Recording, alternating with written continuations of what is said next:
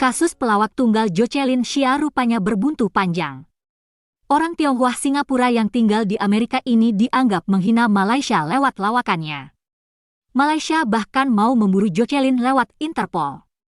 Langkah ini memang lucu karena dasar hukumnya tak jelas. Yang menarik pula, Malaysia lalu membeberkan perilaku orang Singapura yang sering membeli bensin subsidi di Johor. Hal ini memang dilarang sesuai undang-undang Malaysia. Kenapa orang Indonesia cenderung tertawa ngakak menyimak berita seperti itu? Sebab, orang Indonesia sudah kenyang dihina oleh orang Malaysia. Orang Malaysia ternyata juga bisa bicara undang-undang dalam soal bensin subsidi yang dibeli orang Singapura. Nah, sebagian orang Indonesia tertawa karena kaum Melayu Malaysia sendiri selama ini juga tak menghargai undang-undang, yakni undang-undang, bahkan konstitusi Indonesia. Nama bahasa Indonesia jelas ditetapkan dalam konstitusi. Undang-undang pun mengaturnya lebih jauh. Jadi bahasa Indonesia merupakan simbol negara. Tapi kaum Melayu Malaysia tetap menyebutnya sebagai bahasa Melayu. Bahkan, mereka mengklaim program bahasa Indonesia sebagai studi bahasa Melayu. Bukankah hal itu merupakan pelanggaran konstitusi atau penghinaan terhadap Indonesia? Selanjutnya kita simak video mengenai buntut kasus lawakan Jocelyn Chia yang dianggap menghina Malaysia. Hai guys, jumpa lagi.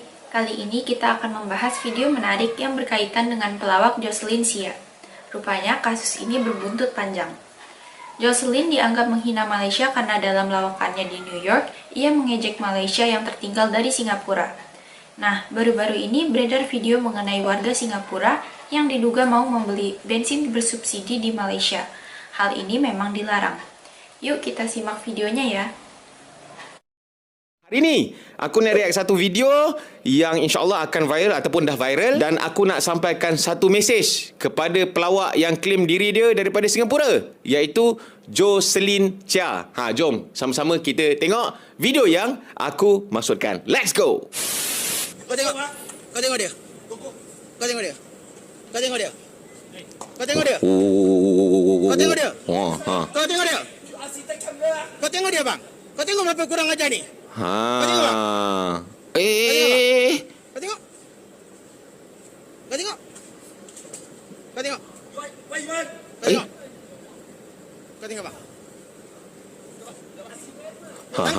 Asyik tangkap lah. Tangkap dia bang. Kau tengok dia ambil barang. Dia ambil barang tengok bang.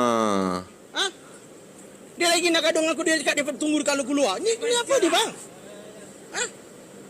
Alah, polis bantuan pun tegahlah sikit. Panggillah polis Johor turun. Oi, wah. Saya akan report lu punya muka. You angkat barang mau pukul saya. You famous nanti you tengok. Yes. Terbaik lah rakyat Malaysia ni, Abang Grab ni. Bagus.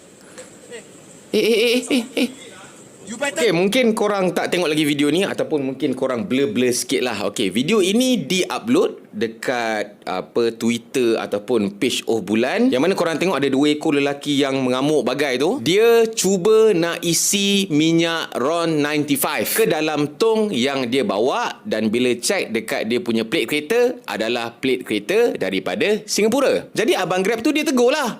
Lepas ditegur, teruslah mengamuk dua ekor ini. Kejadian dipercayai berlaku dekat sebuah stesen minyak dekat sekitar Iskandar Puteri dekat Johor Bahru semalam. Dan kenyataan media yang dikeluarkan oleh Ibu Pejabat Polis Daerah Iskandar Puteri telah mengesahkan menerima laporan polis. Mungkin adik-adik yang tengok video abang ni mungkin tak berapa nak faham. Mungkin blur-blur sikit kenapa warga asing ataupun bukan orang Malaysia dilarang isi minyak RON 95. Untuk pengetahuan korang, dekat Malaysia ni secara umumnya ada dua jenis minyak petrol, iaitu RON 95 dan juga RON 97. Sebagaimana yang korang tahu, RON 95 adalah sedikit murah berbanding dengan RON 97. Tapi setiap minggu kalau korang perasan, yang selalu harga minyak ni yang selalu naik, yang selalu berubah harga adalah minyak RON 97. Tidak berlaku pada minyak RON 95 kerana minyak RON 95 ni telah dibayar subsidi oleh kerajaan. Mana kerajaan dapat duit? Daripada pembayar cukai. Siapa pembayar cukai? Kita lah, rakyat Malaysia. Sebentar ya guys. Di video tadi tampaknya orang Singapura diduga membeli bensin subsidi. Bensin dengan RON 95 adalah yang bersubsidi, dan warga negara asing tidak boleh membeli bensin ini. Mereka hanya bisa membeli bensin RON 97, atau kalau di Indonesia semacam Pertamax. Jangan lupa, kereta yang dimaksud orang Malaysia dalam video tadi adalah mobil ya, kalau bahasa Indonesia. Yuk kita lanjut lagi. Sehubungan dengan itu, ayat aku. Kementerian Perdagangan Dalam Negeri dan Hal Ehwal Pengguna KPDN HEP telah mengeluarkan larangan mengisi minyak petrol RON 95 kepada kereta bernombor pendaftaran negara asing sejak 1 Ogos 2010. Kenderaan yang dengan nombor plat selain daripada Malaysia hanya boleh mengisi RON 97 ataupun RON 100 yang kedai-kedai yang jual lah. Dia ibarat lebih kurang macam mencuri hak rakyat Malaysia lah. Sebab tak ada lah. Bukannya dorang yang bayar cukai dekat Malaysia ni. Jadi, sekiranya lepas ni korang ternampak mana-mana kenderaan nombor plat asing yang cuba isi minyak RON 95, korang boleh buat laporan terus dekat KPDN HEP. Apa mesej yang aku nak bagi tahu dekat pelawak Jocelyn Chia tu? Ingat tak dalam lawak dia apa dihina Malaysia? We became a first world country. And you guys, Malaysia, what are you now? Still a developing country. Oh, boo. Jocelyn Chia. Then what happened ma? What happened? Apa sudah jadi? Takkanlah rakyat Singapura yang kau cakap lagi maju daripada Malaysia dan sebagainya, tiba-tiba datang Malaysia mencuri pula.